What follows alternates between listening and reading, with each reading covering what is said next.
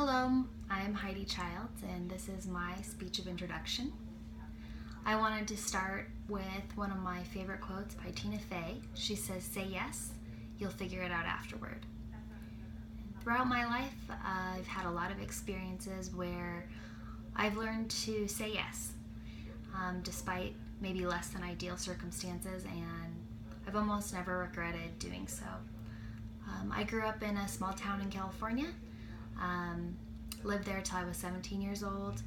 Then the week before I was supposed to start my senior year of high school, my dad announced that he had gotten a new job, that we were going to be moving, new school, new people, I didn't know anyone. So that was kind of a tipping point where I had a decision to make. I could either be really upset and grouchy about having to move, or I could say yes and be open to new experiences and to new people, and that is what I tried to do. I got involved with music programs I'd never been involved with before. I did some pageants that I had no experience with prior to moving, did some new sports, and met a lot of new people, and a decade later some of those people are still my good friends today. So I learned fairly early in life that I could say yes even when the circumstances were not ideal. A story I wanted to share about something more recent was when I planned a trip to do a medical relief mission to Indonesia. I'm a nursing student, and I'd never done anything like that before, never traveled internationally, but it's something I really wanted to do. A friend was going, and the time, the dates, and the money, everything was working out, and so I decided to say yes, even though I was very nervous. And so I signed up for this 10-day medical relief mission to Indonesia, and I'm so glad that I did. While I was there, we were able to provide healthcare to several communities that had had no exposure to healthcare previous to that.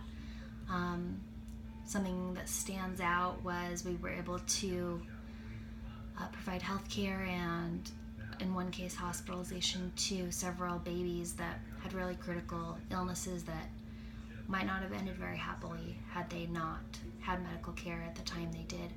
On our last day there, the pastor who had been our host throughout the week got our group all together and said, "I know that we are from all different places and all different beliefs." And he was right. There was Muslims, Christians, people that were unaffiliated, atheists, some LDS people, a whole group of people that had come to be a part of this mission trip, all there together. And he said, "I know that we are all different, but to me you're God's hands, and for you I have prayed."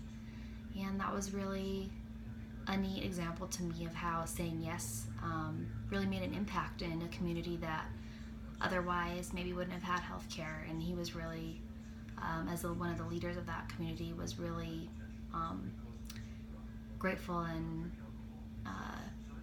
very acknowledging of our group that had said yes to come be a part of this trip. Another time I've said yes is my decision to return to school to become a nurse. I graduated in psychology earlier in life, but decided to go back to school. There were a million reasons not to do it. I have kids, and we have a business, and I just got into a new house, so there was a lot going on, but I decided to just say yes, and it's gone really well despite being hard. And I have 1 year left, and then I will graduate with my RN. So my message to you would just be, ask yourself, when's the time that you could say yes when you might have previously said no? And I hope you say yes.